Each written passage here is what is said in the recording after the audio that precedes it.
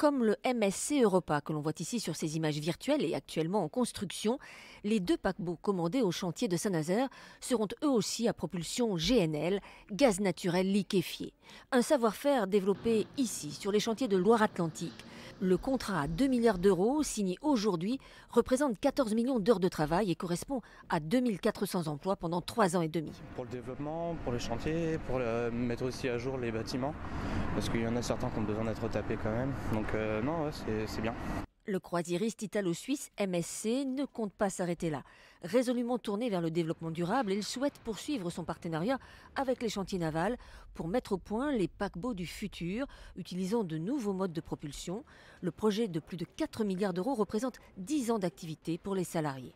On a quasiment 10 ans de vision sur notre plan de charge. C'est du jamais vu. Quand on voit par où on est passé il y a quelques années encore, c'est impressionnant. Il y a 8 ans, les chantiers de Saint-Nazaire avaient failli fermer, faute de commandes.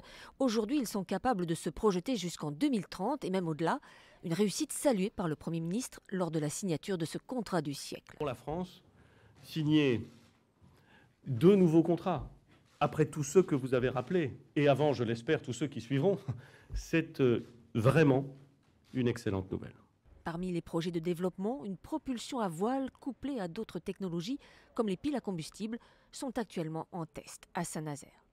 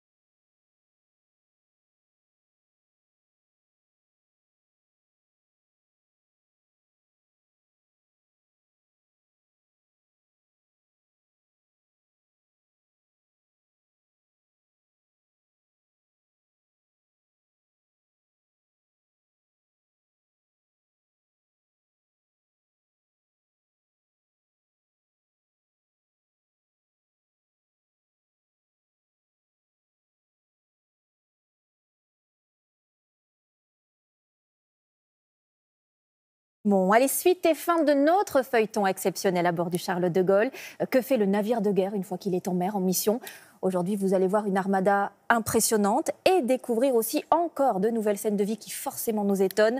Au cœur de ce géant pour la toute dernière fois, Dorothée Oliéric, Jean-Pierre Manaudet, Anthony Ducruet et Mélanie Laporte.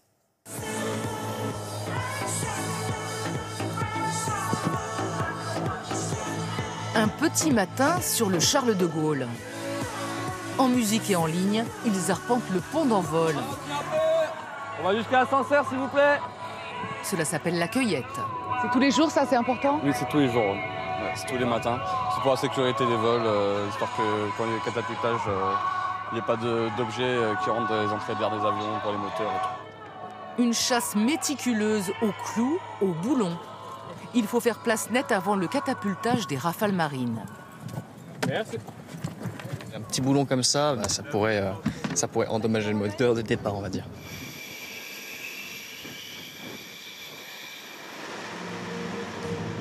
Aujourd'hui, les pilotes de l'aéronaval vont retrouver dans les airs leurs homologues indiens. C'est l'exercice Varuna, le plus important entre la France et l'Inde. En mer pour ces manœuvres, 2 porte-avions, 2 sous-marins et de nombreuses frégates. Une armada impressionnante réunie pour 5 jours de coopération. Les pilotes réalisent des simulations de combat.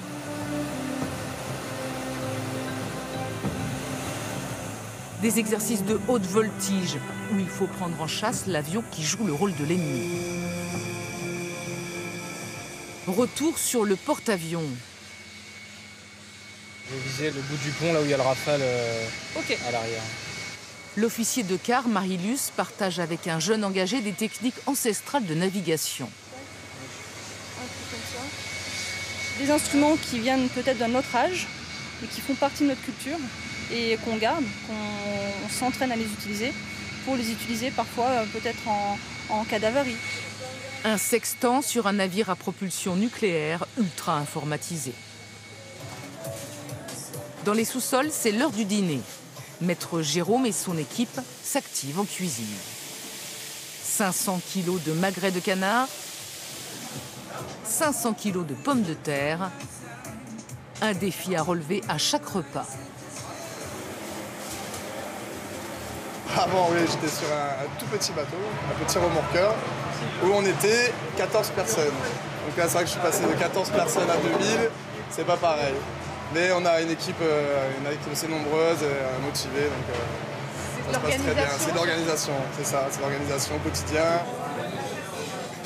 Cette salle est réservée aux matelots. Les officiers n'ont pas le droit d'y mettre un pied, c'est la tradition.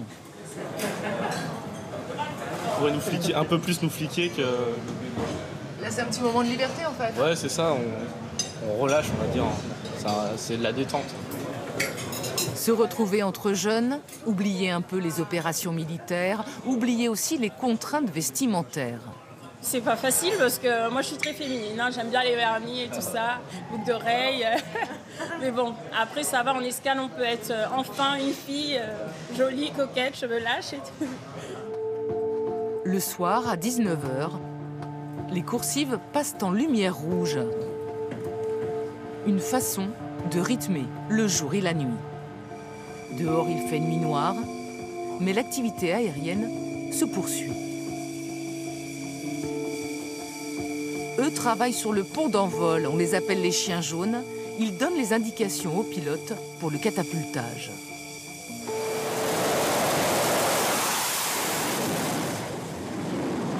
On a beaucoup de responsabilités ici, il faut avoir les yeux de partout, donc on crie, c'est pour ça qu'on nous appelle les chiens jaunes. Donc voilà, il faut regarder de partout, voilà, anticiper les choses. Les semaines s'enchaînent. Ce matin n'est pas un jour comme les autres. 2 jeunes marins sont reçus par le commandant du porte-avions, le Pacha. Vous vous êtes particulièrement distingué lors de la relâche opérationnelle à Goa. Pendant l'escale à Goa, ils ont sauvé un jeune Indien qui se noyait dans une piscine. On pense à ce geste incroyable que vous avez fait. Surtout les employés de l'hôtel. Seulement 6 personnes sur 200 employés étaient formés au geste de premier secours et ils n'étaient pas intervenus. Vous avez conscience quand même que vous avez sauvé une vie? On met du temps on met du temps en fait. Pour nous, quand ça s'est terminé, on était contents, on était quand même un peu choqués. Le quotidien sur le Charles de Gaulle est parfois bousculé par des événements inattendus. Après l'incendie de Notre-Dame, le Pacha a décidé d'un hommage ici, sur le pont d'envol. Les marins reproduisent la cathédrale. Le cœur du porte-avions, même à des milliers de kilomètres, était à Paris. Le géant navigue en ce moment en pleine mer. Retour à Toulon dans quelques semaines, après plus de 4 mois de mission.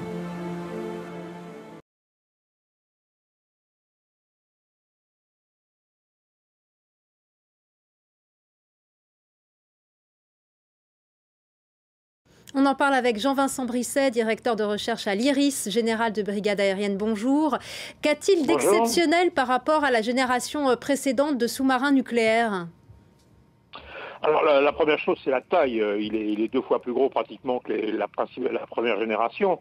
Et puis ensuite, tout son armement est quelque chose de nouveau, de rénové par rapport à ce qui existait avant.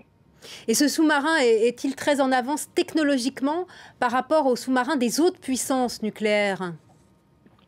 Alors on est vraiment effectivement à l'avant-garde de ce qui existe dans les autres puissances nucléaires.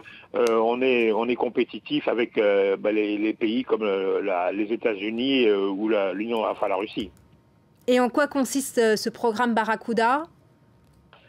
Alors ce programme Barracuda sont 6 sous-marins du même type qui vont remplacer la classe Ruby qui est actuellement en service comme sous-marin d'attaque, c'est-à-dire principale mission accompagner les forces navales françaises de surface quand elles sont déployées, et avec des missions possibles aussi, des missions d'attaque au sol avec des missiles tout à fait nouveaux, des missions de renseignement avec ce petit sous-marin qui permet de débarquer des commandos avec des capacités d'écoute de pays adverses le long des côtes par exemple.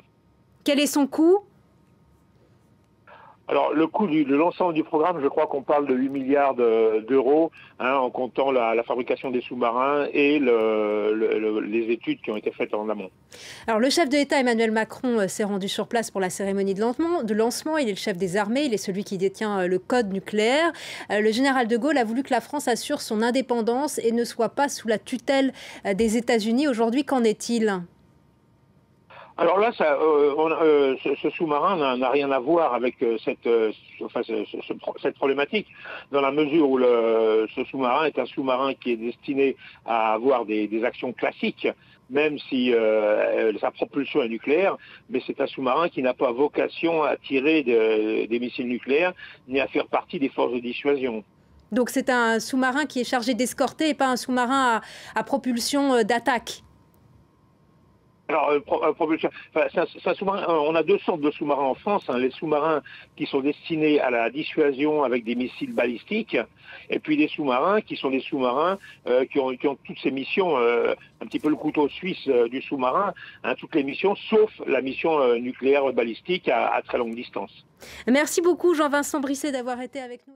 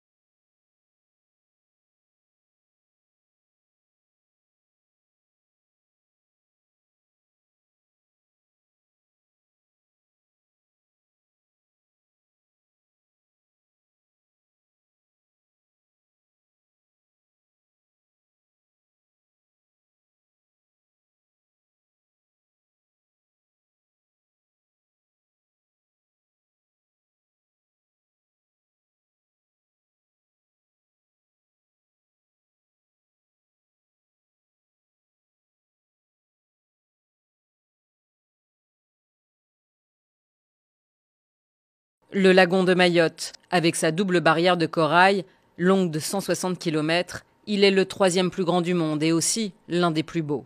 Mais il se meurt peu à peu, victime d'une dégradation constante que les membres de la Fédération mahoraise des associations environnementales observent depuis plusieurs années déjà.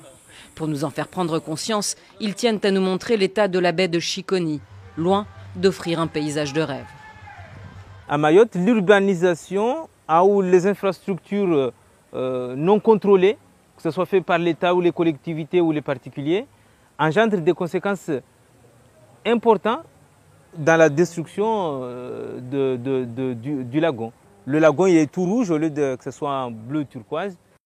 Depuis près d'une dizaine d'années, les habitations et autres constructions ont envahi les rives de ce joyau de l'océan Indien. La gestion des déchets et des eaux usées n'a pas suivi.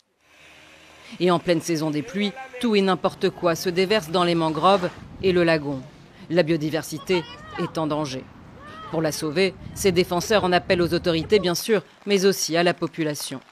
Mayotte n'a pas d'avenir sans son lagon. Mayotte n'a pas d'existence sans son lagon.